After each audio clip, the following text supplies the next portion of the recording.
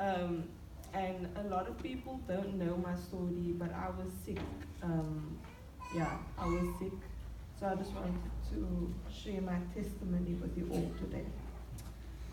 I was 19, I was 19 years old when my whole life changed. I was told I had a brain tumor. I would like to share a few parts of the diary I kept in my first time in hospital. So this was on the Saturday, the 30th of Jan. Dear Diary, on the day, Thursday, the 28th of January, I stopped being able to deal with my migraines anymore.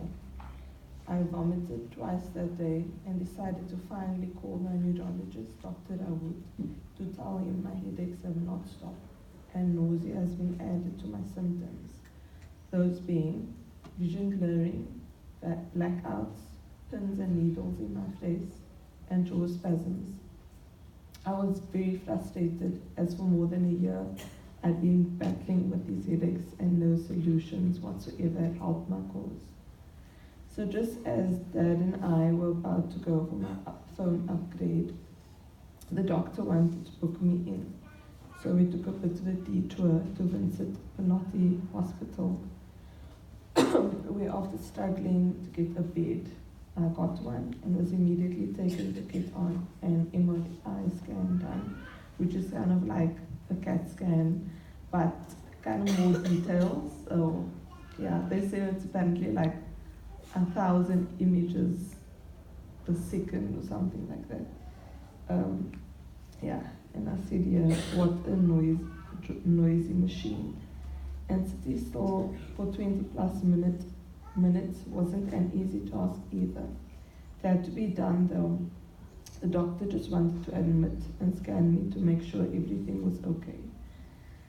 I went back to the normal roundhouse ward after my parents and boyfriend James met me outside the radiology center where I had the scan done, but was soon moved to medical ICU.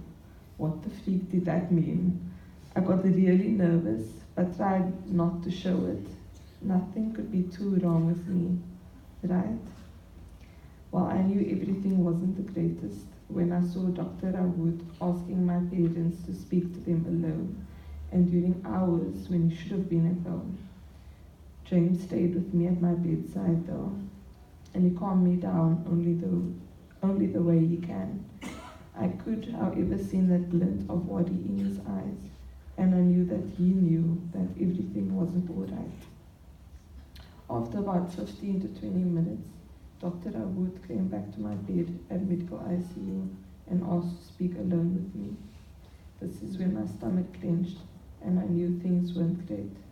He began by telling me that what they found on the scan wasn't good news, words I never thought would be said to me.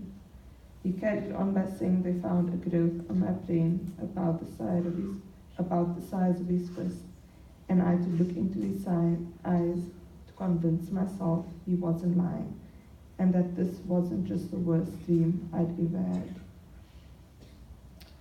Doctor carried on explaining the ball in my brain that didn't belong there, and I tried my best to stay strong and just answer, okay, when he spoke.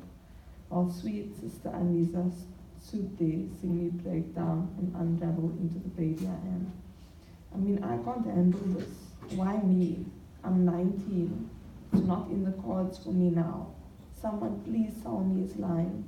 Please say I'm having a bad dream. And finally, I couldn't be strong any longer and broke down and cried. Sister Anisa tried to comfort me by rubbing my shoulder, but I could feel the brokenness on my face, and I knew she saw it too. Dr. Rawood said, I'm sorry, but that's all he could give me. He couldn't take the tumor away, and I realized and the helplessness I felt. Doctor left the bedside, my parents to come and speak to me, and James was visibly in tears. My mom tried to console me, but it was difficult as I cried tears of helplessness in her arms, while my dad tried his utmost best to be strong, and James didn't even try to hide his hurt. My mommy kept repeating to trust God, and know everything will be alright. But I can't even say how difficult it was to do that in that moment when my world fell apart. She held me though, and that was all I needed to be okay for that little while, even when the tears were streaming down my face. I knew from that moment I had all the support I needed to make it through this obstacle. Yeah, for now. Earlier in the diary entry, I said it was I said it was like a bad dream. And I said that because my life had always been simple, healthy, and happy until that point. I was a happy high schooler. I was involved in many things: committees, sports, music. I was a matric mentor, and academically I was doing well. And by God's grace, I completed matric with a five A's pass, even going to varsity to study accounting with a bursary from Stellenbosch University. Life was great. 2015 was my first year at varsity, and I loved it. I was at residence, made new friends that later became besties, and my life was full. I was very involved in university with volunteering, committees, and my big love, activism. I was part of a movement called Open Stellenbosch, and later Fees Must Fall. I found like-minded people who would later help me find my voice and allowed me to find who I am. I became part of 2 student representative councils, portfolios, executive committees, women empowerment and consciousness. Academically, I was doing both well and okay, depending. Essentially, what hindered me were my symptoms, the headaches, pins and needles, and so on, which in hindsight was due to what I found in my head months later. My first year ended with me not reaching my academic goals I had set out for myself. Mentally, it did not hinder me for being positive about my second year, as I was going into the year with success, that being my SRC appointments. I was excited, however, it was not meant to be. It was the end of January when I found out. And when I found out, I can't even tell you the fear that I felt, and it was a fear of the unknown. I didn't know what would happen to me. You can't, I don't know how to say this, you just don't know. It's uncertain, and I hated that feeling of being uncertain. I had gone into varsity with a plan. I was going to study 3 years undergrad, honors, articles. I was going to become a CA. And so I had a plan, and that's what I wanted for myself. And I sat there in hospital, and I was so fearful. And I remember asking God, or telling God, like, okay, I can't do this. I'm gonna need your help with this.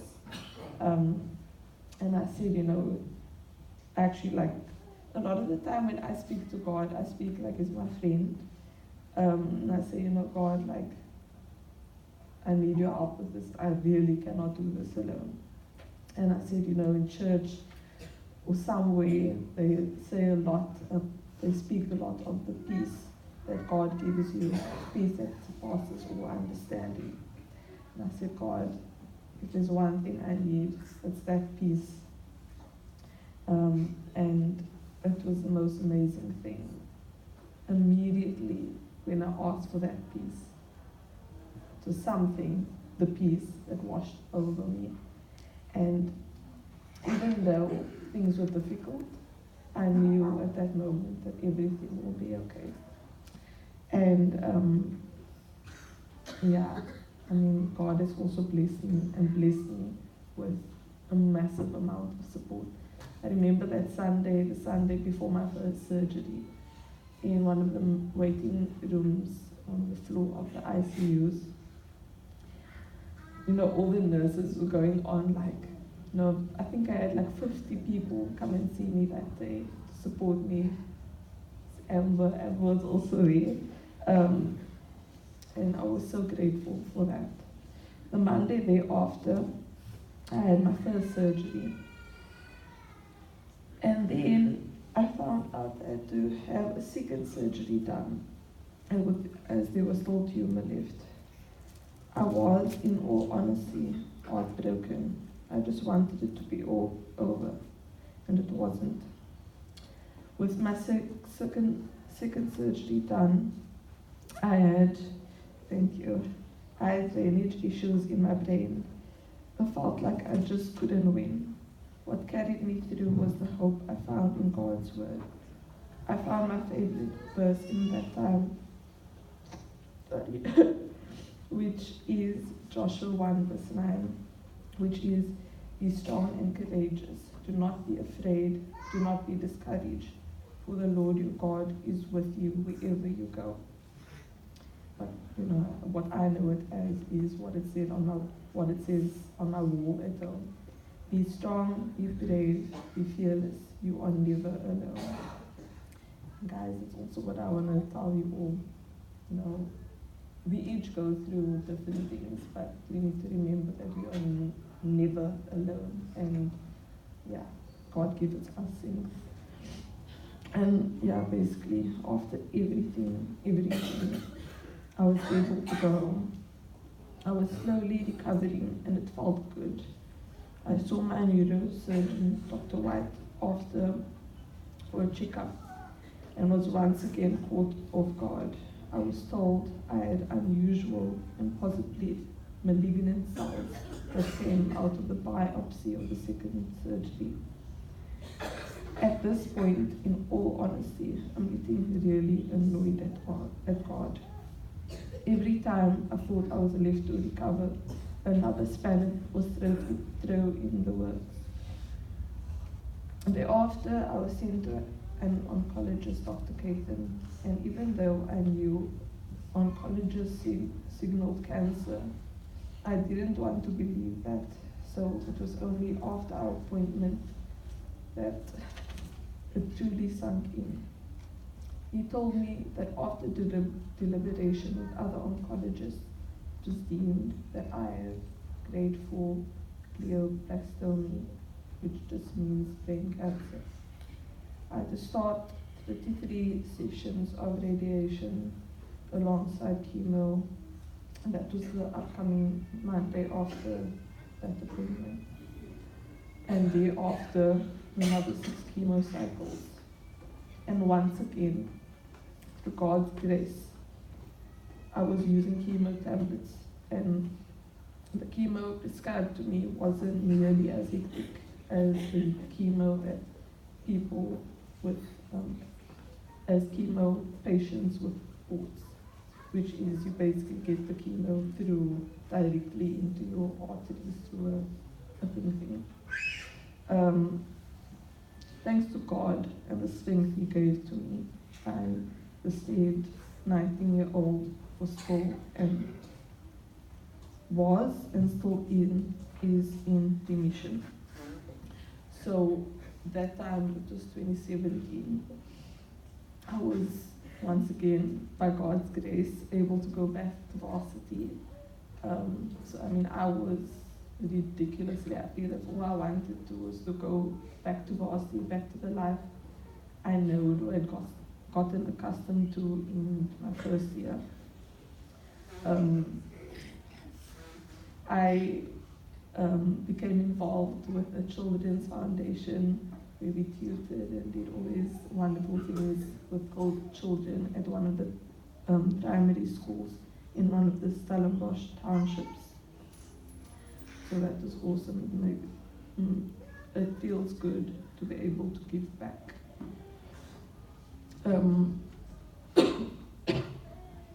But even during my I did have health difficulties because I had to do 6 more chemo cycles. And then one day, I'm not exactly sure what month it was, but in my second semester, I was sleeping. It was about 1 o'clock in the morning, and I was just finished studying, and I felt something in my head, and I heard, and I felt my head, and I'm like, no, but this is where my screws are, like, what the freak? And I called my parents immediately, and I said, guys, I don't know what I'm going to do. I think my screw just came loose. And it was so funny because how many people can say they actually had a screw loose? So, yeah. But that morning, immediately went to the emergency room. And, yeah, he told me, like, no, it doesn't seem like a screw's loose. But it was. I went to my neurosurgeon the day after, and he told me, well, we're going to have to have surgery again. And I was like, okay, is somebody pranking me? Like, this is really getting old now. I mean, I was like, I had 2 brain surgeries, and I mean, one doesn't want to be, you don't want another one.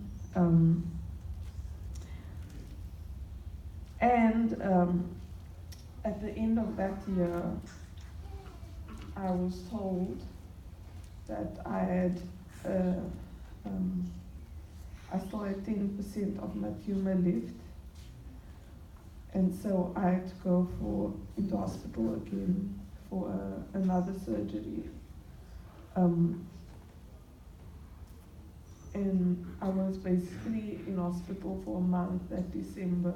It was Christmas, New Year's, and it was super junk, but anyway. Yeah.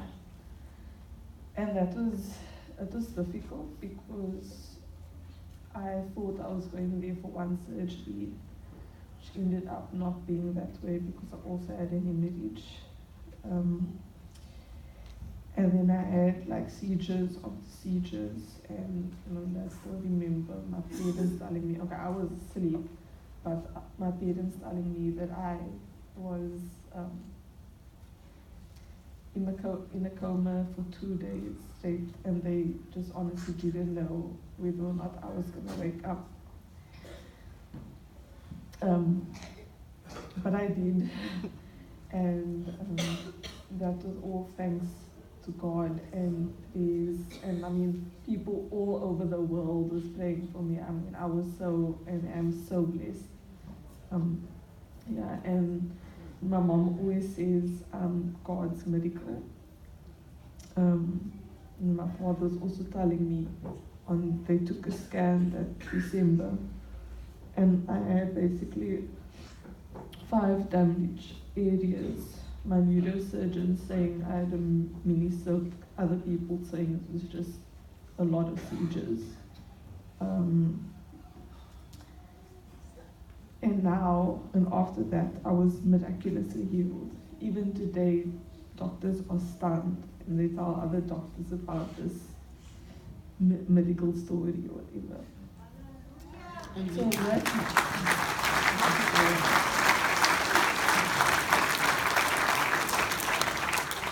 so I've told you all about my crazy last 4 years, but it's not about me. I am a walking miracle, as my mommy said, but only because of God. I cannot say how incredible He has been. He has given me strength when there was none.